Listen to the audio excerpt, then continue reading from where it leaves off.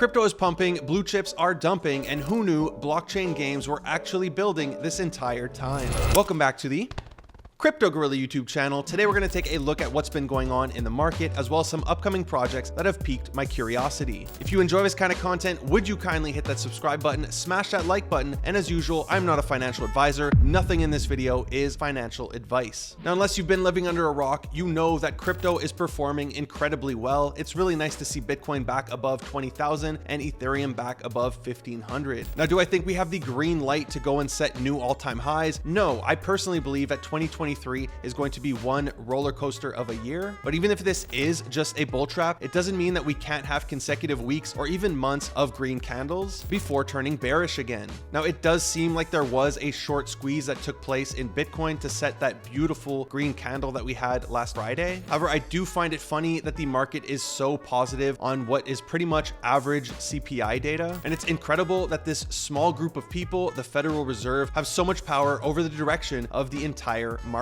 Now, in the past, they have stated that they're pretty much going to try to cool off any pump that they do see take place in the markets. So one date that I'm personally keeping an eye on is the next FOMC meeting, where they are going to talk about interest rates. I believe this one is on February 1st. Many are expecting a raise by 25 basis points, but who knows, maybe they're going to hit us with 75 basis points and absolutely crush the markets. Now, this turnaround is also funny because plenty of people were screaming for 3-digit ETH and 10K Bitcoin. But what tends to play out is when so many people, when the masses are saying that everything's going to crash and we're going to have the biggest recession you've ever seen, the opposite tends to play out. Now, I still personally believe we are due for hard times, but nobody knows when that's going to happen, if it's going to be early this year, late this year, or in 2024, or even further. But I'm not a pro trader or a pro at TA. All I do is trade monkey pictures. So what's been going on in the world of NFTs? Now, if we take a look on Blur, you could see that some of the bigger projects are down from where they were a week ago. Mutants 1 week ago were at 20 Ethereum. Now they're sitting at 15, which is a 25% dump. However, we do have to keep in mind that crypto has pumped 25%. So in terms of US dollars, they are sitting at the exact same value. Now, although I have no data to back this, I do believe that people are a bit disappointed. I don't want to say disappointed. They're underwhelmed by the announcement out of Yuga Labs, as you're not going to need a mutant or an ape in order to play this game. You're just going to need one to mint these tickets, which you could essentially just buy on the secondary market. So I think we overvalued what they were worth. They pumped really hard, and now that we found out what's actually going to be happening, they've retraced back to a more fair value. I believe the same thing happened with Azuki, probably even more. We all really hyped it up, me included. The 1-year anniversary, we thought it was going to be something massive, and while it is really beautiful what they've done, I like that a lot of the lore behind this is directly from the community, and this looks really great. It looks like a map directly out of Pokemon or something. So if they're developing a game, I believe this is going to perform very well. However, with all the hype that they had and the multiples that the price went up, I think a lot of people were expecting another airdrop similar to the beans, where they pretty much received 7 to 14 ETH directly into their wallet, depending when they dumped it. And that didn't happen this time. Now, as a trader, should you care what the news is? No. I think what you should be looking for is the next narrative that is going to drive the market, and then buy the rumor and sell the news before that news drops. So for the next 3 weeks, while yes, we will have the whole Yuga Labs Donkey Dash game going on, what are some other narratives that we could take advantage of? Now, there's 2 that I'm watching. I haven't purchased any of these assets yet. I'm not telling you to go buy them, so please don't FOMO into this. And if you actually want to go and buy one, do your own research and make sure you won't regret it if these narratives don't play out. However, the first one is going to be the Mythic Birds out of Proof. So last year they did mention that in Q1, we don't know the official date, so this might only play out in March, but in Q1 they are going to have their Mythic Birds. And in my opinion, the art for these looks amazing. I'm not the biggest fan of the longer beaks. However, these short owl beaks I really like, especially this gold one. There's a ghost looking one. There's some really cool pieces in this collection. And the way it's going to play out is going to be a small supply drip day by day. So you have 2 ways of getting these. The first way is if you own a Moonbird and it's been staked for a long time, they're going to be airdropping for free up to 25 per day. However, the more gamified way is through their oddities, because they're going to allow up to 20 25 people per day to burn their oddities. I'm not sure if this is going to be a race to click a button or if it's going to be a gas war, but you're going to be able to burn your oddity and then claim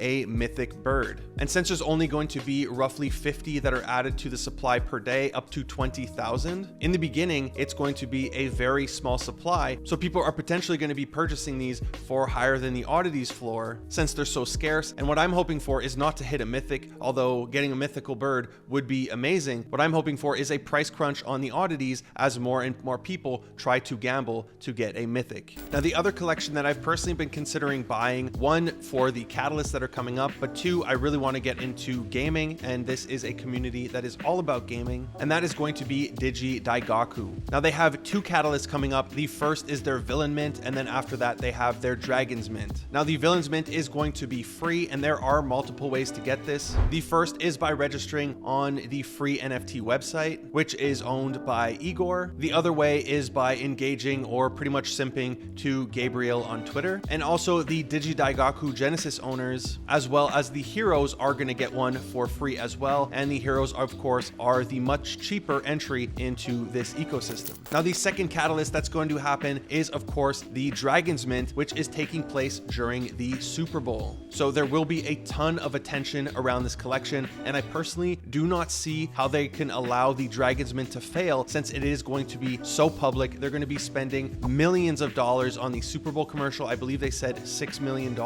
And although it's not clear who is going to get to mint this, I'm not sure if they're going to make this for the public to mint it. You're going to scan like a QR code during the commercial, or if they're going to give some for free to their Genesis holders, to the hero holders. I also heard that if you have a supervillain, you're going to be able to get one. And in order to get the supervillains, you need both a supervillain potion as well as the villains that we just spoke about. So as I said, I'm expecting everybody to be talking about this collection. Gabriel is a master marketer. He knows how to attract attention. So this is definitely one I'm looking at for a potential play. Just don't get caught into the whole buy the rumor, sell the news part and buy into a pump. You want to be positioned before everything starts to pump. Other than that, I've been looking at Memeland. I'm still holding some, as well as my Potatoz, and the Captainz are holding up incredibly well above 5 Ethereum. And that's taking into account the fact that crypto has pumped 25%. So if there were like other collections, they would have gone down by 25%, but in this case, they're staying very stable. And the Potatoz, in my opinion, still have a ton of value. I believe we could see another price crunch on them, as in order to have a crew, you will need to stake 3 of them with your Captainz, meaning there can only ever be 3,300 crews. But I'm incredibly excited for the staking to start. I'm excited to see the art because we have no idea what the Captainz are going to look like, if they're even going to be a PFP. And this team, along with the Kubz team, where Kyung's is an advisor for Memeland, they're really good at relieving secondary supply, and they really know how to cook this up. Even Kubz are still holding really well at 1.3 Ethereum. And the relics that they gave out for free just for participating in their auction is sitting at roughly a $25 floor price. And I know people who cooked up a ton of these. They put a ton of bids in the auction and they have 50 plus. So those are amazing returns. As for upcoming projects, there are a ton that I'm looking at. The first one that we have here is called Ghost Boy, and this one is by one of the co-founders of Cool Cats, Elu. Now, we don't have too much information on it. They have been dropping little snippets of art. However, people do seem to really like these, and I'm definitely going to be trying to get whitelist for Guerrilla Labs. Another one I'm seeing a bunch of people talk about is Toshies. Now, I really don't know too much about this project. The art is done by the artist behind Alpacadabras. Now, one of my assumptions why people are talking about it is because it is on the OpenSea launchpad. However, it does seem to be a trend that anything on the OpenSea launchpad is incredibly over allocated. And unfortunately, that does seem to be the case for this project, because I have heard that anybody who owns an Alpacadabra as well as Alpacadabra 3D, they are getting automatically whitelisted for this collection. And the supply for this one is 10,000, whereas the supply for Toshies is 5,500. And beyond this, they are doing a ton of collabs. We managed to get spots for Guerrilla Labs. So hopefully you are able to mint one of these if you are whitelisted. If you aren't whitelisted and you want to try to get whitelisted, you could go to their website and sign up for a raffle where you hopefully can win one. But like I said, I'm expecting this thing to be very over allocated. Next on the list, we have DenDekaDen. This one performed really well. The current floor price is at 1.4 Ethereum, and I believe this was a free mint. However, if you hop into the Discord, you could see that they will be having another collection. If you hold the Gen 1, you are automatically whitelisted and given a free NFT for the upcoming drop. But they do say here that they want to welcome their new followers, so I believe this is going to be a bigger supply than the original collection. Now, the other sector I'm trying to get into is, of course, blockchain gaming. I'm not buying any coins or buying any land just yet, as I don't believe the true Web3 gaming bull run is going to happen for a while. What I'm trying to do is position myself, one, as somebody who knows all of the games, who understands all of the games, but I'm also trying to build my network and meet founders, meet developers, and so on. This is going to help me both as an investor, which I can then pass on the information to you, but also as an advisor. Now, there's a ton of games that are currently playable. I tried Oath of Peak on my mobile phone. I tried the Illuvium beta. There's also Wildcard. There's Illumia. Even Pixelmon is starting to look really good. So there's a ton to learn, and I'm really glad that we're finally able to have higher expectations for Web3 games. So the first game I'm looking at is called Starfall. Now, although they have not posted anything on their Twitter, I believe they are starting their marketing this week, so definitely be on the lookout for this one. However, I had a video call with one of the team members, and they're going to be building a mobile MOBA. So think League of Legends, Dota, except on your mobile device. So things like Mobile Legends, Wild Rift, and Heroes Evolved. So this is going to be free to play, no pay to win mechanics. Everything is going to be cosmetic only.